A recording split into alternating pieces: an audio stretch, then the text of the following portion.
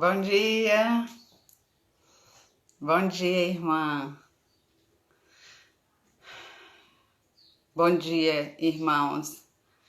Estamos mais um domingo juntos, à distância, mas estamos juntos como corpo de Cristo, como Segunda Igreja Batista em São Mateus, como sala de estudo, e vamos estudar este domingo a carta aos Gálatas, apenas o capítulo 1 e 2. Domingo passado nós começamos uma nova etapa que será as cartas de Paulo, e algumas delas, não vamos estudar todas porque eu espero que os irmãos se lembram hoje. A nossa memória vai precisar muito daquilo que a gente aprendeu em Romanos, em Atos, que nós já estudamos juntos, lá na sala. E nós vamos então estar introduzindo a carta. A irmã Silane, domingo passado,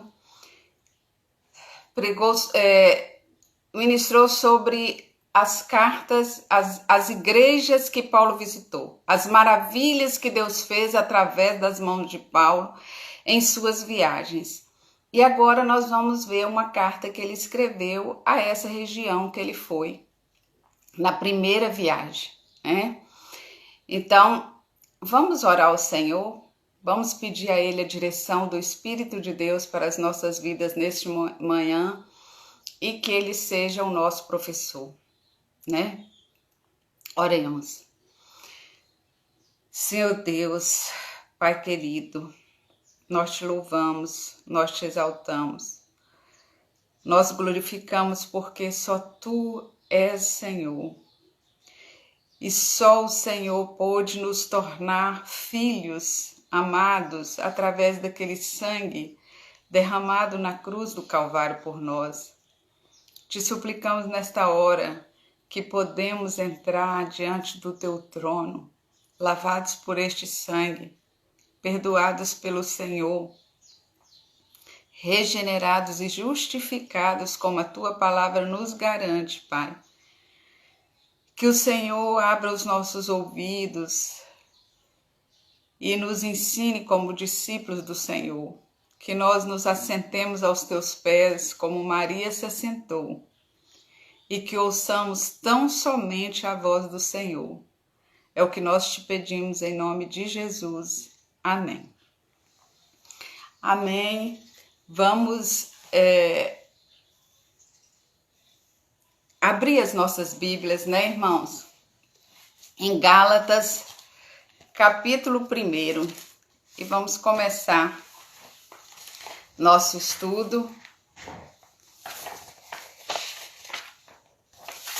E o nosso tema é Cristo vive em mim. Que tema desafiador, Um tema desafiador. Mas vamos ver aquilo que Paulo nos diz e aquilo que o autor entendeu baseado nesse texto. Paulo então começa a carta no versículo 1 dizendo assim: Paulo, apóstolo, não na parte de homens, nem por meio de homem algum, mas por Jesus Cristo e por Deus o Pai que ressuscitou dentre os mortos. Então Paulo já começa a sua carta defendendo o apostolado dele. E se vocês forem observar em casa, Paulo faz isso em Gálatas aqui, Paulo faz isso em Romanos, ele começa a carta assim, ele começa a carta de 1 e 2 Coríntios assim, ele começa a carta de 1 Timóteo e 2 Timóteo assim, ele começa a carta aos Efésios assim, e ele começa a carta aos Colossenses assim. Paulo, apóstolo não da parte de homem. Paulo, chamado para ser apóstolo. Os irmãos podem lá ver em todas as introduções dessa carta. Paulo, apóstolo pela vontade de Deus. Então, aqui nesse primeiro já capítulo, Paulo começa já defendendo o seu apostolado. Por quê? Porque para os judeus, Paulo não era apóstolo. Paulo não tinha autoridade apostólica para ensinar, para doutrinar o povo, porque Paulo não tinha o perfil do apóstolo. E qual era o perfil de apóstolo para os judeus? Se a gente for lá em Atos, que a gente já estudou, Atos capítulo 1, quando os apóstolos vão substituir Judas, a gente vê que ele se reúne e diz: nós vamos procurar alguém que tenha convivido conosco, que tenha andado com Jesus, que tenha testemunhado a sua ressurreição e a sua ascensão. Essa é a característica de apóstolo. Abrimos um parênteses aí para dizer: não tem apóstolo hoje, então. Certo, irmãos? Não vamos discutir isso aqui, porque não é o assunto. Mas estas são as características de um apóstolo. E aí eles diziam, bom, e aí foi escolhido na época entre José e Matias, né? E eles diziam e pensavam assim, bom, se ele não testemunhar a ressurreição e nem a ascensão de Jesus, se ele não andou conosco, ele não é apóstolo. Por isso que Paulo enfatiza muito que ele é um apóstolo chamado por Deus, que ele viu Cristo ressuscitado também. Se isso era uma característica para ser apóstolo, ele também estava aprovado. Em uma das suas cartas, os irmãos se lembram, ele chega a dizer que foi como um aborto, né? Ele foi um dos últimos, ele teve esse privilégio também de ver Jesus e ser comissionado por ele. O que queremos que entendamos nesta manhã é que não só Paulo foi comissionado, todos nós fomos comissionados. Eu escolhi a vós para que vades e deis fruto. Todos fomos comissionados também para essa missão. E aí, ele então destaca que Deus é soberano nessa escolha. E ele faz a obra através de nós e em nós. Então, ele é muito insistente nisso. Em 1 Timóteo, antes de a gente ver 1 Timóteo, a gente vai ver aqui na carta, no capítulo 1 mesmo, ele dizendo assim, olha, vocês realmente conhecem o meu procedimento no judaísmo, verso 13. Vocês sabiam que eu era extremamente zeloso das tradições? Quando Deus me escolheu e desejou revelar o seu Filho em mim para que eu pregasse, então essa revelação não foi para a glória de Paulo, essa revelação foi para o ID, assim como é conosco. Eu não subi a Jerusalém, eu não fiz curso com os apóstolos, né? Por isso que ele começa aqui, não da parte de homens, nem por meio de homem, mas por Jesus Cristo. Eu fui ensinado por Jesus, chamado por Jesus, instruído por Jesus, e eu estou aqui propagando esse Jesus. Ele diz, eu não subi em Jerusalém para encontrar os que já eram apóstolos antes de mim, mas parti para a Arábia e voltei depois para Damasco. Os irmãos, esse ir e vir de Paulo, os irmãos vão ver lá em Atos, nós não podemos discutir aqui neste momento. Mas ele fala assim, olha, eu reconheço quem sou eu reconheço os meus erros, eu sei tudo o que sou, mas eu também sei que apesar de, Cristo me amou e me chamou.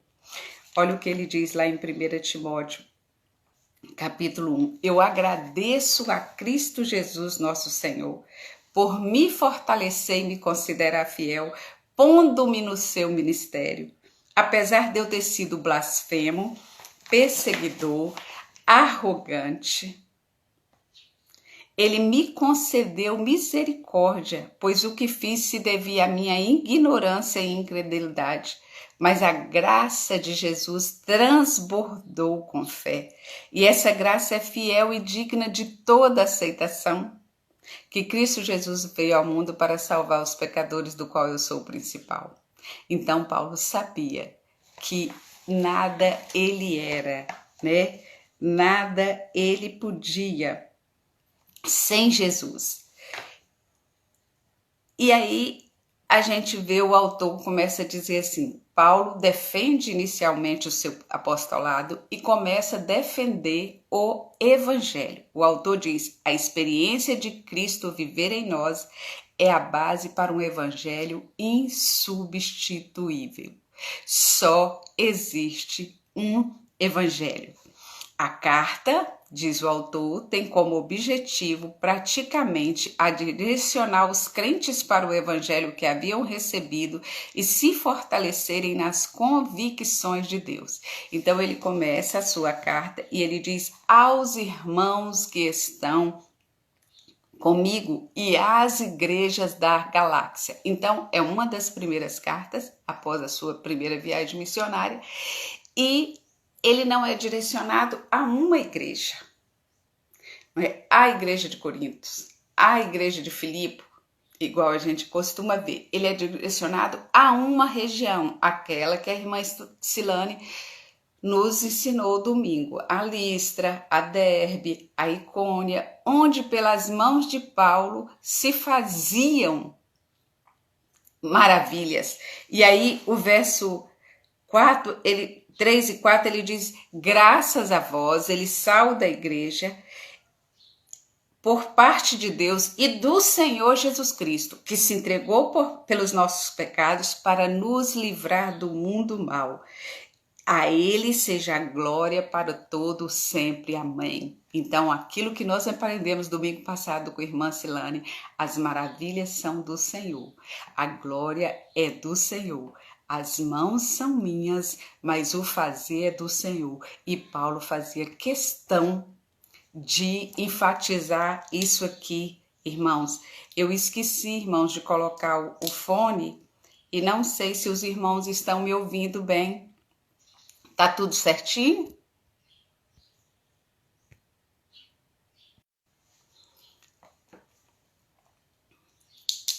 Tá tudo certinho, irmãos? Estão me ouvindo bem? Então tá jóia. É porque eu esqueci de botar o fone. Então, esse evangelho que Paulo pregava, ele tinha uma base. A crucificação de Jesus, as maravilhas de Jesus em sua vida. E aqui ele começa a defender esse evangelho. E o verso 6, ele diz, eu estou admirado. Na nossa linguagem, se fosse hoje, né? Ele diz assim, eu estou passado. Eu estou passado. Eu não sei nem como eu consigo compreender isso, de que vocês estão tão desviando tão depressa daquele que vos chamou pela graça de Cristo para outro evangelho. Paulo não conseguia compreender como eles abraçaram aquela fé, abraçaram aquela graça e agora estavam se deixando enganar, né? E aí ele diz, olha, ainda que nós mesmos ou um anjo do céu vos pregue outro evangelho, que ele seja maldito. Se alguém vos pregar um evangelho diferente desse, que vocês já receberam, que sejam malditos, porque de fato não há outro evangelho. Só existe este evangelho. E o autor coloca que tem muita gente convertida buscando outro evangelho, buscando novidade da fé. Não é algo incomum e os irmãos sabem que não é. É preciso ter muito cuidado, porque vivemos tempos de muitos acréscimos ao evangelho e o que o desqualifica deixa de ser evangelho. E aí a gente começa a pensar, então o que é o verdadeiro evangelho? No verso 10, 11 e 12, ele começa uma das características do verdadeiro evangelho. Ele é fundamentado em Cristo. Pois será que eu procuro o favor dos homens?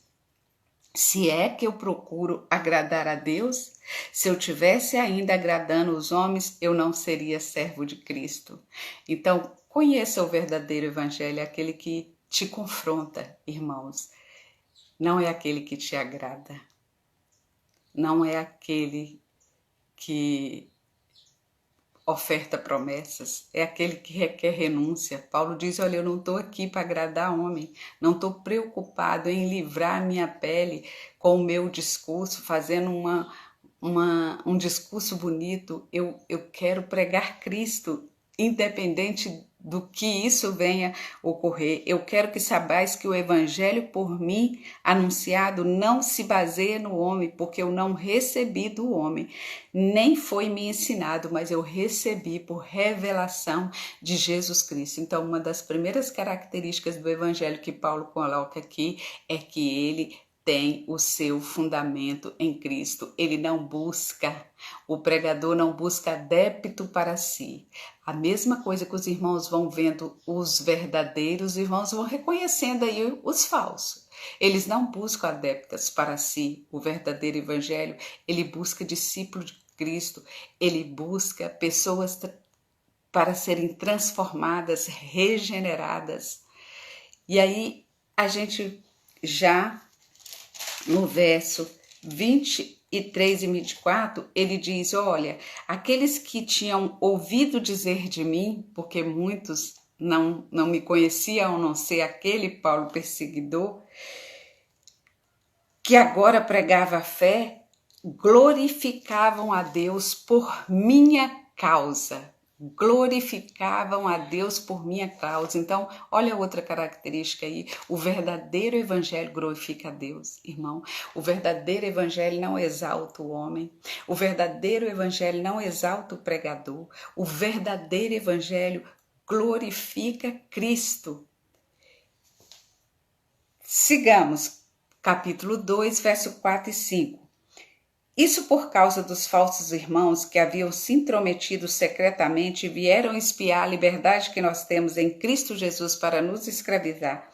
Nem por um momento cedemos, nem nos submetemos a ele, para que a verdade do evangelho permaneça conosco. O verdadeiro evangelho não negocia valores. O verdadeiro evangelho não negocia princípios, irmãos.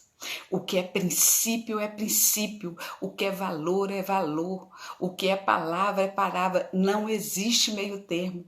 E quando você vê alguém pregando um evangelho que negocia valor, então você já sabe que ele não é verdadeiro. Paulo diz, eu perco até a paz, eu pago até com a pele para defender a verdade. Você vê que tanto esses falsos irmãos, quanto até o próprio colega apóstolo Pedro, Paulo enfrentou na defesa dessa revelação que Cristo deu para ele e para eles, né? Ele diz, olha, quando eu cheguei em Antioquia e procurei Pedro, eu enfrentei, verso 11, eu enfrentei abertamente, pois ele merecia ser repreendido, porque Pedro estava pregando a circuncisão aos gentios, e ele diz, olha, antes deles chegarem, alguns da parte de Tiago, ele estava comendo com gentios, Pedro estava comendo com gentios, reunindo com gentios, mas quando chegaram os da circuncisão, ele quis agradar os da circuncisão e abandonou os gentios. E ele diz que até Barnabé se deixou influenciar por isso. E o verso 14 ele diz, quando eu vi que não agiam corretamente, conforme a verdade do evangelho, eu disse a Pedro na frente de todos, se vocês sendo judeus não vive como judeu, porque você quer obrigar os gentios a viver como judeus? É como se Paulo estivesse fazendo assim, Pedro, você fala e vive. Você não podemos fazer o discurso, faça o que eu falo e não faça o que eu faço. O nosso discurso, a nossa pregação, a nossa fala, ela tem que ser coerente com os princípios desse evangelho, irmãos. Então, Paulo faz uma coisa, além de não negociar valores, ele confronta o erro. Então, você pode perceber que o verdadeiro evangelho tem essa grande característica. Ele não encobre o erro, irmãos, para te ofertar a promessa. Ele confronta o erro, e Paulo confrontou até o próprio colega. Os líderes, irmãos, eles são falhos também, eles são humanos. Se você vê seu líder em algum erro, você pode, na autoridade da palavra, direcionado por Deus, você pode confrontá-lo. Agora, tem um segredo para isso. Não é por através de outros, não é fazendo panelinha, não é fazendo motim quando a gente fala, não é fazendo grupinho, não é dividindo, é como Paulo fez. Ele foi diretamente a Pedro. Eu o enfrentei e eu disse isso, ele na frente dele. A advertência, a exortação, irmãos, em primeiro lugar, ela é pessoal. Ela é direta. Se você tem algo para falar para mim, você não pode dizer para João contar para Maria vir falar para mim, não, irmãos. Irmãos, corpo de Cristo faz isso de forma direta e pessoal, como Paulo. Então, aí está a característica também do evangelho. Outra coisa, esse evangelho, ele pode ter uma diversidade enorme de missão. Eu posso ter habilidade para trabalhar para Deus numa área, você para outra, outro para outras, mas ele tem um único comandante. Ele tem um único governo.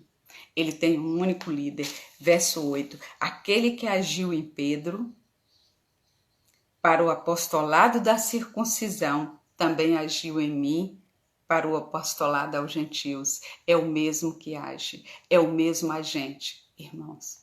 Então, nós podemos ter diversidade de ministérios, mas nunca diversidade de governo. O nosso governo é um só. Cristo é a cabeça desse corpo. É Ele que manda, é Ele que governa, é Ele que é a autoridade sobre nós. Então, este é o verdadeiro evangelho. E, inicialmente aqui, nesse capítulo, os primeiros, 1 e 2, Paulo encerra uma das características do verdadeiro evangelho, que é aquele que eleva a necessidade do outro. Ele nos recomendou, verso 10, 2 do capítulo 2, somente que nos lembrássemos dos pobres, o que eu também procurei fazer com cuidado. Por isso que Paulo diz assim: tende em vós o mesmo sentimento que houve em Cristo Jesus, né? Pensai também no que é do outro, não apenas no que é seu. Esse é o verdadeiro evangelho, aquele que partilha, aquele que ama, aquele que compadece, aquele que estende a mão, aquele que vê a necessidade do outro. E a nossa maior referência é quem, irmãos? É Cristo. Paulo, quando convocou os irmãos para suprir as necessidades daqueles que estavam passando fome, lá em Coríntios, que a gente vê, se não me engano, 1 Coríntios 8, ele diz assim: Cristo sendo rico, tornou-se pobre por nós. Então, essa é a nossa maior referência, irmãos. Cristo, que era rico, se fez pobre para se doar por nós. Por que nós não vamos nos doar para os nossos irmãos? O verdadeiro evangelho é doação. O verdadeiro evangelho é partilha, irmãos. Então, Paulo aqui dá a característica desse evangelho que o autor coloca aqui, insubstituível. E aí ele começa também, continua. A experiência de Cristo viver em mim é a clareza, oferece clareza quanto ao propósito desse evangelho. Qual é o propósito da lei e qual é o propósito da graça? Qual foi o propósito da lei no seu tempo? É isso que o autor coloca aqui. E ele já começa no verso 16, dizendo assim: sabemos, contudo, que o homem não é justificado pelas obras da lei, mas pela fé em Cristo. Nós também temos crido em Cristo para sermos justificados pela fé em Cristo. A fé gera filhos de Abraão, diz o autor. Família de Deus em todos os tempos, e essa foi a promessa de Deus. aqui na lição. O que justifica é a fé em Cristo. A lei serviu de ensino, a lei apontou para Cristo, a lei serviu de alho. A lei não é contra as promessas, mas aponta para as promessas. A lei era transitória. Lembra quando o pastor estava pregando na quarta-feira o estudo bíblico, que eu disse, irmãos, presta atenção, porque o pastor está falando a introdução da nossa lição. O pastor pegou sobre a aliança, sobre a nova aliança, sobre a aliança que Jesus firmou conosco.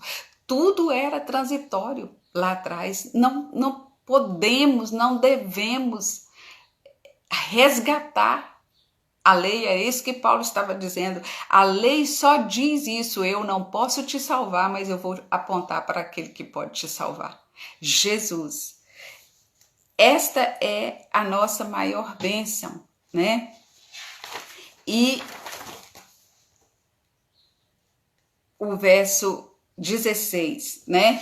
Que a gente destacou aqui, dizendo que nós não somos justificados pela lei. Então, como viver esse evangelho? Como viver esse evangelho que Paulo estava pregando? Como viver esse evangelho da graça? Você lembra que Jesus, o jovem rico, quando se encontrou com Jesus, ele diz, o que eu faço? O que eu faço para herdar a vida eterna? Jesus diz, guarda os mandamentos. Aí ele diz, então tá bom. Quais são eles? Jesus diz, não matar, não roubar, não adulterar, não cobiçar. E aí diz, mas isso eu já faço de muito tempo. E aí Jesus diz, mas uma coisa te falta. E você sabe o que faltava para o jovem? Ele tinha o coração nas finanças e a Bíblia diz que ele saiu triste e pesaroso porque ele não conseguiu entregar o coração para Jesus. Então, irmãos, saiba que como viver o evangelho, entendendo que o meu fazer nada pode. O meu fazer nada consegue. Deus não quer nada do meu fazer, porque tudo que precisava fazer, Ele fez. Deus quer o meu ser. Deus quer o meu eu. Não são costumes, não são formas de adorar, não são quantas vezes eu vou ao culto, não são quantas vezes eu leio a Bíblia, não são quantas vezes eu oro. Isso não é fazer, isso é resultado do meu ser. É até quando e quanto eu entrego.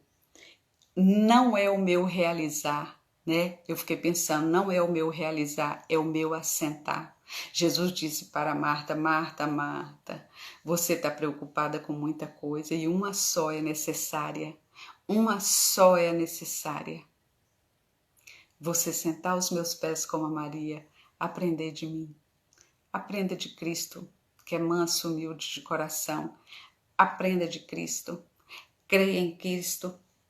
É pela fé em Cristo. De graça sois salvos, isso não vem de vós, é dom de Deus, não vem do fazer, não vem das obras, para que ninguém se glorie. O que estava em jogo para Paulo ali, irmãos, não era só o fato de comer o bebê da circuncisão ou não da incircuncisão. A gente vê aqui no capítulo 2, o verso 17 e 18. Mas se procurando ser justificado em Cristo, nós mesmos também fomos encontrados pecadores, seria por acaso Cristo o ministro do pecado? De modo nenhum. Ora, se eu reconstruo aquilo que destruí, demonstro que eu sou transgressor. Paulo está dizendo, vocês estão querendo resgatar o que Jesus destruiu. Vocês querem resgatar o fazer. E o fazer torna você transgressor da lei. Porque a lei, irmãos, a lei tem um grande problema. A lei lida comigo, que sou barro, que sou de material ruim, que sou fraco, que sou perecível, que sou falho.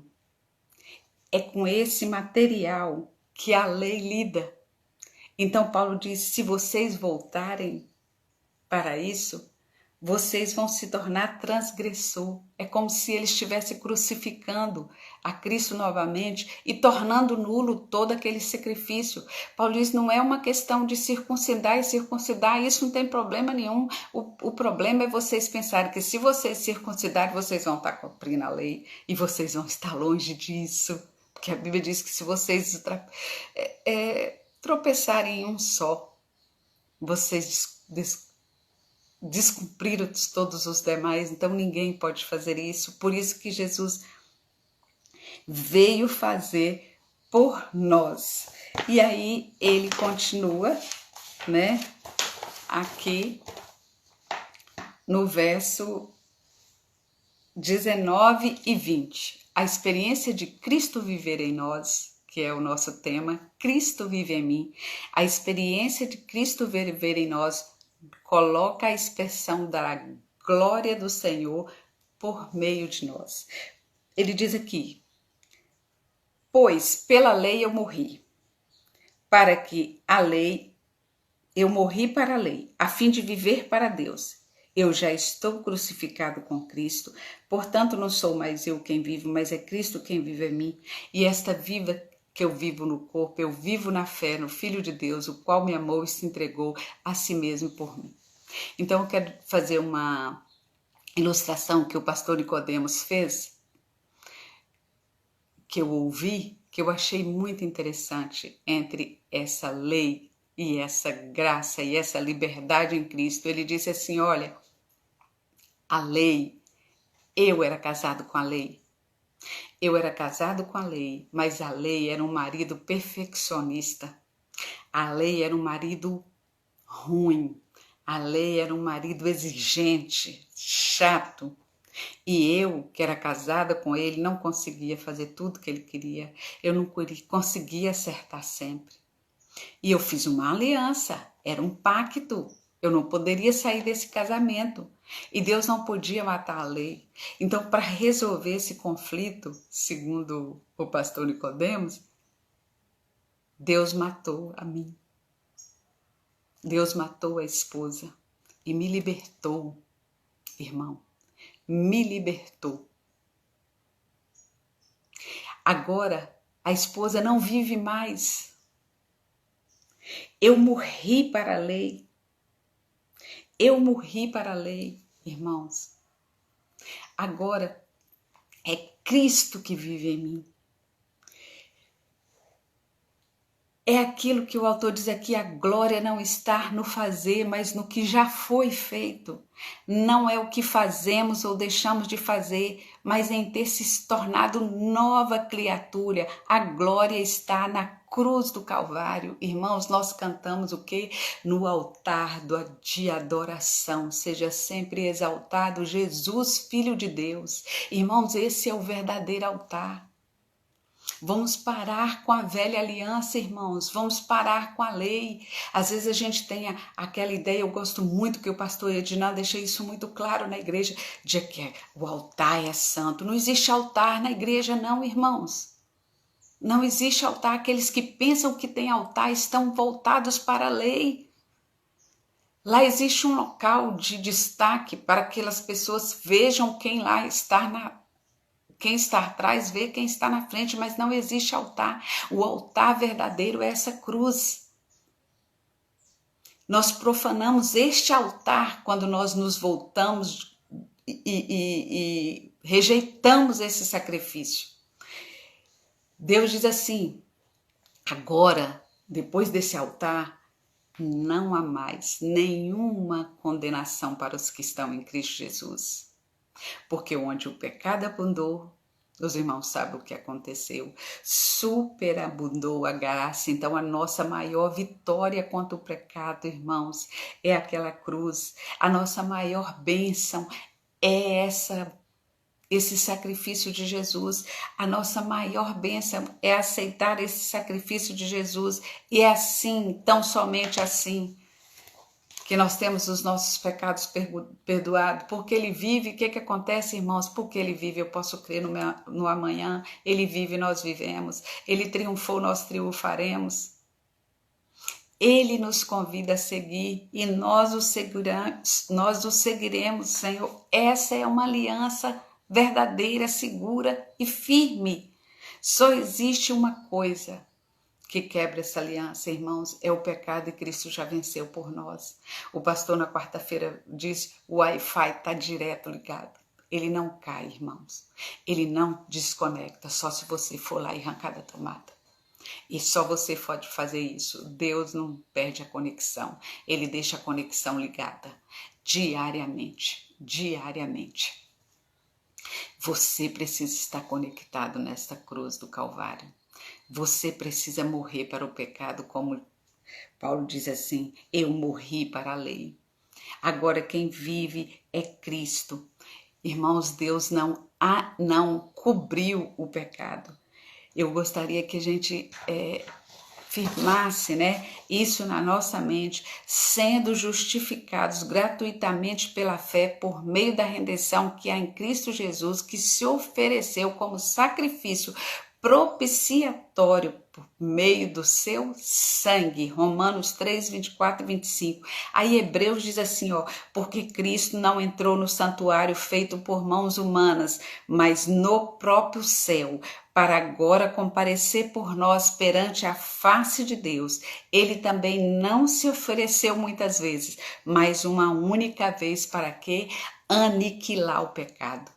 O sangue de Cristo não cobriu o propiciatório, irmãos. O sangue de Cristo não cobriu o pecado como na lei, para aplacar a ira de Deus. O sangue de Cristo aniquilou o pecado. Ele derrotou o pecado. E eu preciso viver nada impuro, irmãos. Nada impuro, nada pode impedir essa conexão. É entrega total, de vida constante, diária a Deus. O Espírito precisa viver em mim. A Bíblia diz que o Espírito que ressuscitou Jesus dos mortos habita em mim. Quando Isaías teve essa dimensão, ele diz, ai de mim, que eu sou pecador, eu sou um homem de impuros lábios, e eu habito no meio de um povo impuro. Então, o que eu faço, irmãos? Eu me rendo, eu me entrego e entendo que o meu fazer nada faz. E só o fazer de Deus na minha vida pode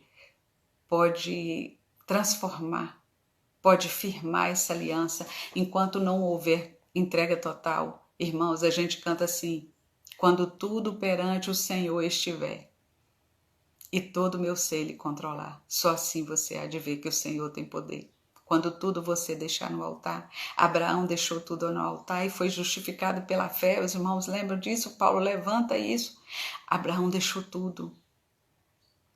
Tudo ficou no altar. Davi, lá na ira de Onã, irmãos, quando ele diz assim, eu pequei e agi irresponsavelmente. Deus disse para o anjo, guarda a espada. A entrega já aconteceu. Irmãos, a entrega precisa acontecer. A entrega precisa acontecer. Deus só age quando a entrega é completa, irmãos. Quando o arrependimento é real, quando ele é total, quando ele sai da palavra e vai para a ação. Não tenha medo de se entregar. Não tenha medo de se entregar. A gente quer segurar aquilo que a gente não pode segurar. Essa semana eu conversei com uma irmã muito querida. E eu disse para ela, olha, eu ouvi essa frase, guardei no meu coração e não quero esquecer. A gente não pode segurar aquilo que a gente não pode querer aquilo que a gente não pode segurar. E a gente tem que abrir mão do que não pode segurar para segurar aquilo que a gente não pode perder. Você não segura seu emprego, irmão, você não segura sua casa, você não segura seu dinheiro no banco, você não segura seus bens, você não segura seu filho, você não segura seu marido, você não segura sua saúde, você não segura nada disso. Tudo tem que estar no altar, irmãos. Cristo tem que viver completamente nesse altar e reinar nesse altar. Esse altar é o altar da adoração que Deus precisa reinar. O que você não pode perder, irmão? Você não pode perder a paz, você não pode perder a alegria, você não pode perder o amor, você não pode perder o domínio próprio. Contra essas coisas não há lei. diz Paulo aqui. Então, se Deus não ver essa entrega, irmãos, o que aconteceu com os israelitas, irmãos? Eles foram espiar a terra. Oh, como eles são grandes. Os nossos inimigos são poderosos. Nós somos como gafanhoto perto dele, Moisés. Nós não vamos entrar, não. Nós precisamos defender nossa família. Nós precisamos guardar as nossas crianças. Nós precisamos livrá-los do mal. Nós não vamos entrar, não, que eles vão matar nossas esposas. Irmãos, quantas esposas entrou na terra? Os irmãos sabem quantas esposas? 2 só, irmão. Né? Se levantando a questão aqui, se Caleb e Josué, os únicos irmãos, todos que quiseram preservar a sua família perderam, por isso que Jesus diz assim, quem quiser salvar a sua vida vai perder, mas quem entregar, quem dispor a sua vida por amor de mim vai ganhar, vai ganhar. Não tem nada que você consiga segurar, não tenha medo de entregar a sua vida. Lilian, eu não sei o que Deus vai, para onde Deus vai me direcionar. Eu não sei se é isso que eu vou estar feliz, satisfeita. Fora do plano de Deus você também não vai estar, irmãos. Vai dar na mesma conta, numa conta pior. Fora do propósito de Deus, os israelitas pagaram uma conta muito maior daquela que eles acharam que ia pagar se entrasse naquela terra como um gafanhotinho. Eles teriam se tornado um gigante. Mas eles quiseram ser gigantes antes e foram derrotados no deserto. Eles morreram lá.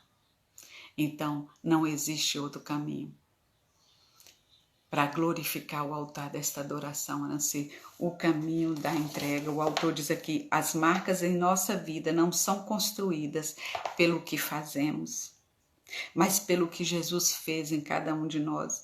Temos as marcas de Jesus, ou queremos apresentar as nossas próprias marcas?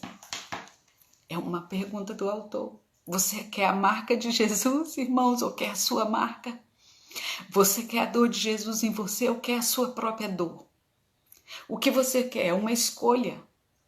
É a mesma, ecoa no meu ouvido aqui, irmão, sabe o que? A mesma pergunta que Pilatos fez.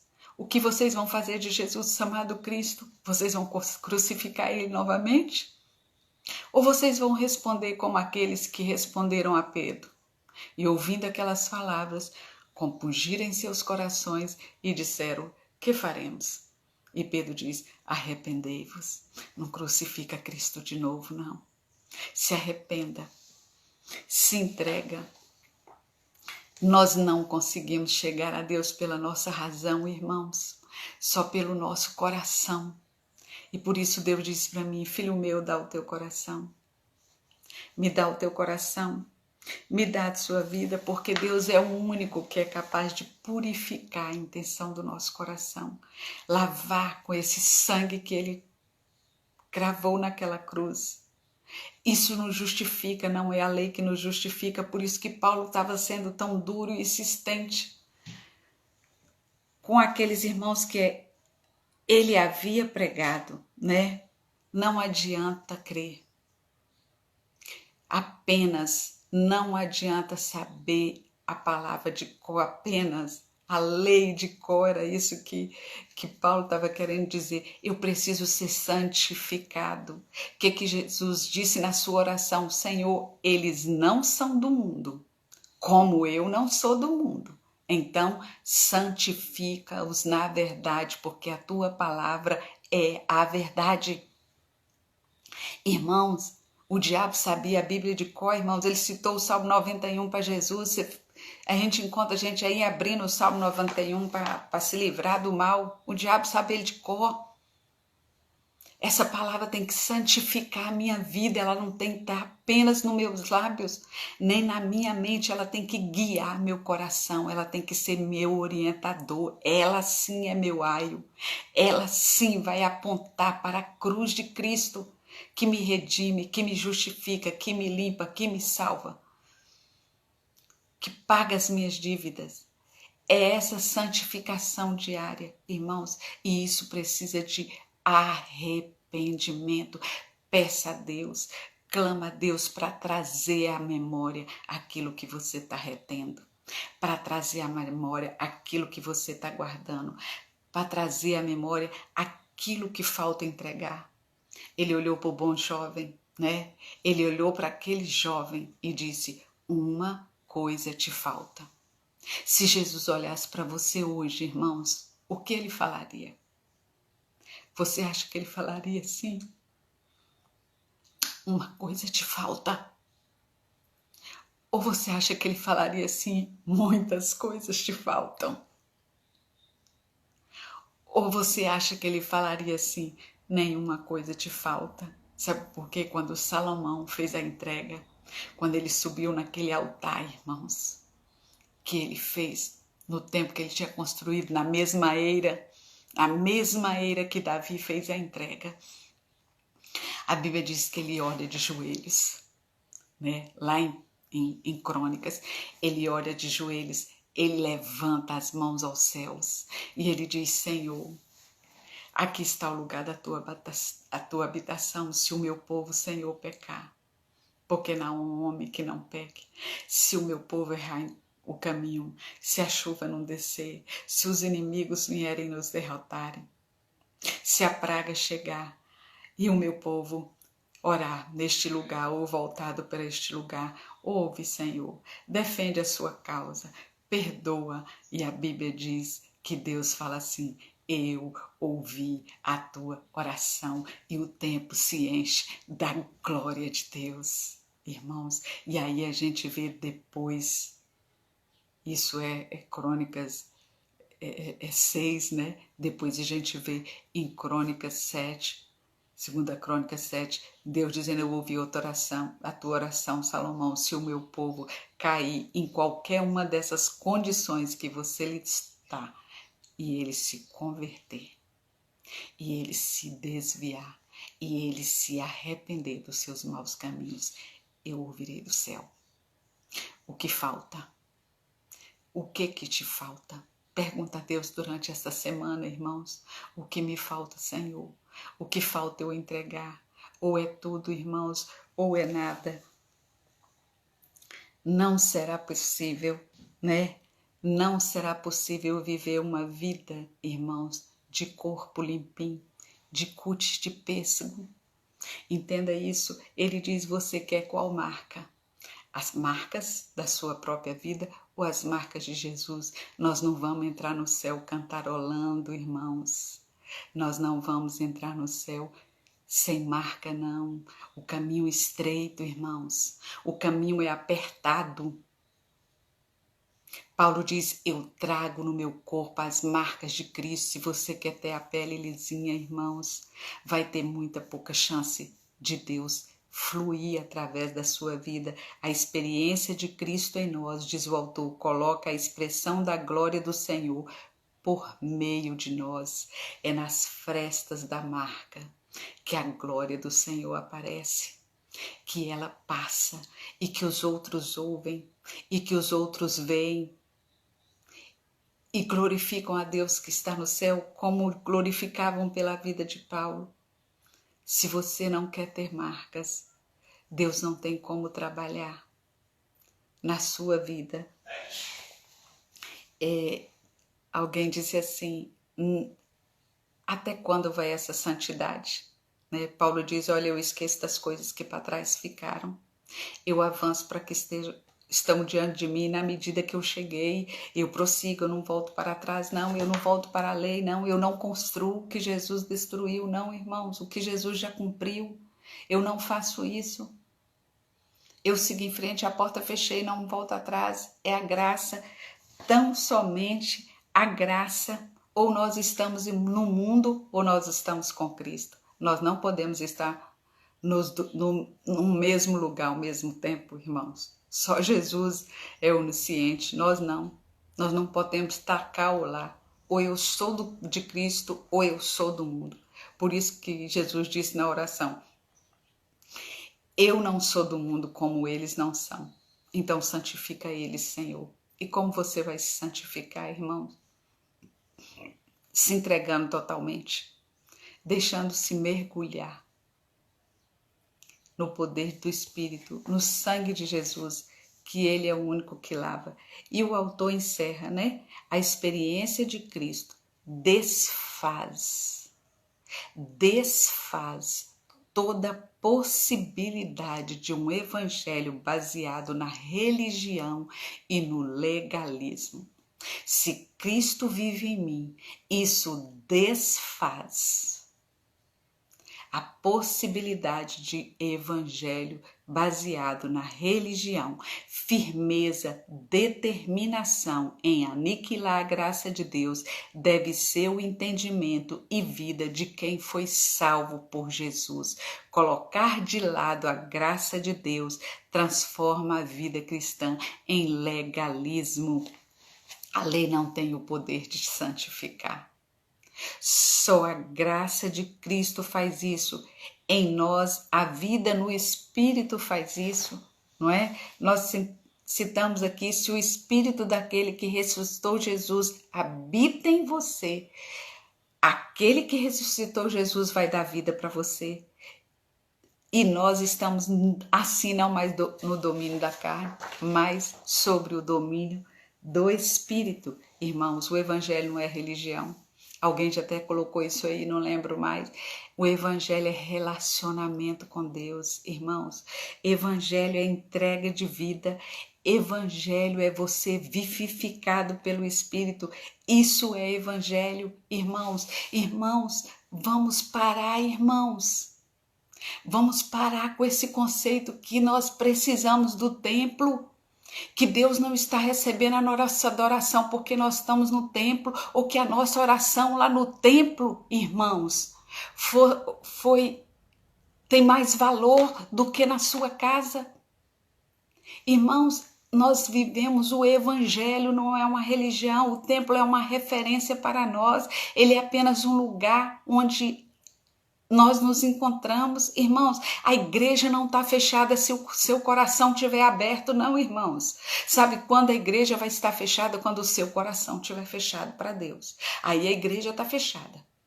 Agora, se o seu coração está aberto, irmãos, Deus está agindo na vida da segunda igreja em São Mateus, espalhada nessa cidade, no seu trabalho, no seu comércio, na sua casa, na sua família, na sua rua, no seu bairro. Deus está espalhado através de nós, irmãos. Vamos tirar isso da nossa mentalidade. Nós estamos vivendo um tempo apenas que não estamos reunindo no templo, mas nós estamos reunindo como igreja, porque nós somos igreja, irmãos. Se o nosso coração está rendido diante de Deus, Deus continua agindo através da sua igreja. Agora você tem que se preocupar se o seu coração estiver fechado. Porque também, irmão, se o tempo abrir e você entrar lá de coração fechado, não resolve nada. Não adianta nada. Então vamos nos preparar nesse tempo, irmãos. Aproveita esse tempo para ser igreja de verdade, para quando nós chegarmos lá, Deus receber a nossa adoração coletiva. Deus conhece você pelo seu nome, irmãos. O seu tratar com Deus é individual. Religião é isso, irmãos. Experiência pessoal. Deus falava Abraão. Quando ele fez a entrega total, ele ouviu o seu nome 2 vezes. Basta, Abraão. Tira a mão. Recolhe o cutelo. Samuel ouviu também, irmãos. Samuel. Ele chama pelo nosso nome. Paulo ouviu. Saulo. Por que me persegue, Saulo? Vem cá, Saulo. Eu escolhi você para uma obra especial. Maria ouviu o seu nome, não temas, Maria. Eu vou trazer uma nova aqui para você. Você foi agraciada e você será mãe do Salvador. Ele conhece você.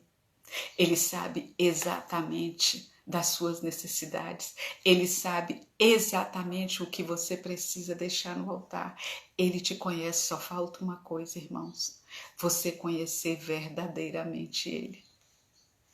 Se você conhecer, irmãos, verdadeiramente Ele, você vai entender o que Ele quer para a sua vida, aquilo que nós encerramos a lição de Cantares, o propósito de Deus para a sua vida, que é temer o Senhor, que é honrar, que é obedecer, que é se santificar, que é ser contente, ser grato, que é servir, é colocar a sua vida para louvar e engrandecer o nome de Deus, você precisa conhecer e saber como agradá-lo, como servi-lo, como glorificá-lo, porque Ele já te conhece. Ele já te conhece. O verso 21 encerra essa lição. Assim não cancela a graça de Deus, porque se a justiça vem por meio da lei, Cristo morreu inutilmente. Não cancele essa graça sobre a sua vida. Viva nessa graça. Dependa dessa graça. Paulo diz, a tua graça me basta. Paulo sabia que nada poderia receber dele, que saía dele para Deus, se não estivesse derramado dessa graça. Ele não era nada sem essa graça. Se derrame diante dessa graça. Inunde-se com este sangue de Cristo. Entregue-se total a Ele. Viva para Ele. Eu morri para a lei e agora não sou eu mais que vivo, mas Cristo vive em mim. Ou vivamos assim, ou Deus não recebe a nossa adoração nem a nossa vida, ou não seremos igreja nem lá no templo, nem na nossa casa, nem em lugar nenhum. Ou Cristo vive em mim em todos os momentos da minha vida, ou Ele não vive. Amém, irmãos? Domingo que vem nós estaremos estudando Gálatas 3 e 4. E os irmãos estejam, nesse propósito daquilo que nós aprendemos nesta manhã. Pergunte a Deus, o que falta, Senhor? O que está faltando para o Senhor realmente viver em mim? A Bíblia diz, irmãos, que Deus não recusa um coração quebrantado e contrito. Nunca recusou. Num alto e sublime trono habito, mas eu habito no coração quebrantado e contrito. Pastor Ednan sempre fala, não peça a Deus para revelar, se você não quer saber, porque se você pedir, Ele vai revelar. Então, se você quer saber o que te falta para viver em plenitude de espírito, o que te falta para viver totalmente dominada por Cristo, pergunte ao Senhor. E eu tenho certeza que Ele irá te responder. Amém? Vamos nos preparar para estar juntos mais uma vez como Igreja do Senhor, agora no nosso culto às 10 horas. Que Deus abençoe os irmãos, que Deus sustente os irmãos por mais uma semana e que nós estejamos alimentados pela palavra. O autor conclui aqui, o que fazer para Cristo viver em mim? Leia a palavra, busque a Deus em oração, rejeite tudo que é contrário ao Evangelho, proponha ensinar o Evangelho, propagar o Evangelho sem acréscimo nenhum e nunca se esqueça que o justo vive pela fé. Amém.